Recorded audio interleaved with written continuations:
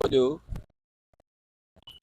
Traffic సమస్య గురించి ఈ సౌత్ వెస్ట్ సౌత్ మరియు south east zones law and order zones ఏవైతే ఉన్నాయో మల్లక్పేట నుండి గోల్కొండ వరకు లంగారౌజ్ గోల్కొండ వరకు ట్రాఫిక్ సమస్య పైన మాట్లాడడానికి చర్చించడానికి ఇక్కడ సంబంధించిన ఎమ్మెల్యేస్ అందరు కూడా MIM MLAs corporators local corporators Begum Bazar వారందరూ కూడా వచ్చారు.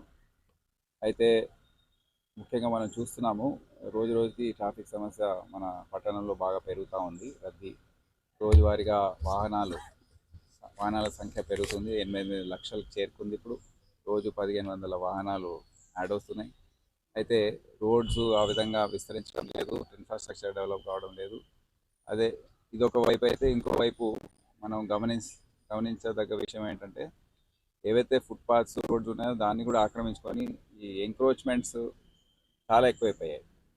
ఎందుకంటే దాని గురించి సరైన అవగాహన లేక ట్రాఫిక్ పోలీస్ వారు కానివ్వండి, జిహెచ్ఎంసీ వారు కానివ్వండి, దాని గురించి దానిపైన దృష్టి పెట్టకుండా అది ఎక్కువ అయిపోయిన సందర్భం మనం చూస్తున్నాము.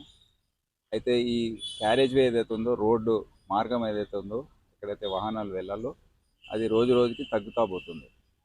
దాన్ని నివారించాలంటే అందరం కలిసికట్టుగా రాజకీయ నాయకులు, స్థానిక ప్రజాప్రతినిధులు, ఆఫీసర్లు, జిహెచ్ఎంసీ ఆఫీసర్లు అందరూ కలిసి కట్టుగా పనిచేస్తే కానీ దీనికి పరిష్కారం అనేది కష్టం.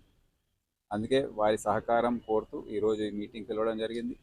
ఏవేవి సమస్యలు ఉన్నాయో చెప్పడం జరిగింది. ఎక్కడ ఏ ఎంక్రోచ్మెంట్ మేము చూస్తున్నాము, ఏమేమి చేయాలి అనేది కూడా చర్చించాం.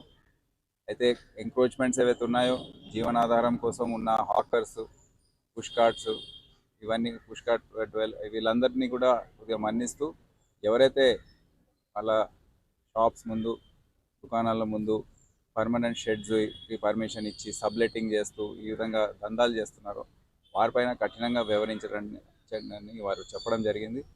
పూర్తి స్థాయిలో సహకరిస్తారని చెప్పారు. సో ముందు వచ్చే రోజుల్లో టౌన్ వెండింగ్ కమిటీస్ ఏవైతే సుప్రీంకోర్టు ఆర్డర్ ప్రకారం ఉన్నాయో ఏర్పాటు చేయాలో అవన్నీ ఏర్పాటు చేసి ఈ హాకర్స్ అందరు కూడా ఏ ప్రాంతాల్లో ఉండాలో, ఎక్కడైతే ట్రాఫిక్ సమస్య లేదో అక్కడ వాళ్ళని పెట్టడం, కార్డ్స్ ఇవ్వడము, ఐడెంటిటీ కార్డ్స్, ఈ విధంగా వారిని రెగ్యులేట్ చేయడం అనేది చేయాలని నిర్ణయించాం. అదే కాకుండా ఎక్కడైతే అక్రమంగా అందరు ముందుకు వచ్చేస్తున్నారో వారిని తీసేయండి అని కూడా వారు చెప్పడం జరిగింది. సో ఈ విధంగా మేము ఒక ప్రణాళికబద్ధంగా ముందుకు వెళ్తామని తెలియజేస్తాం.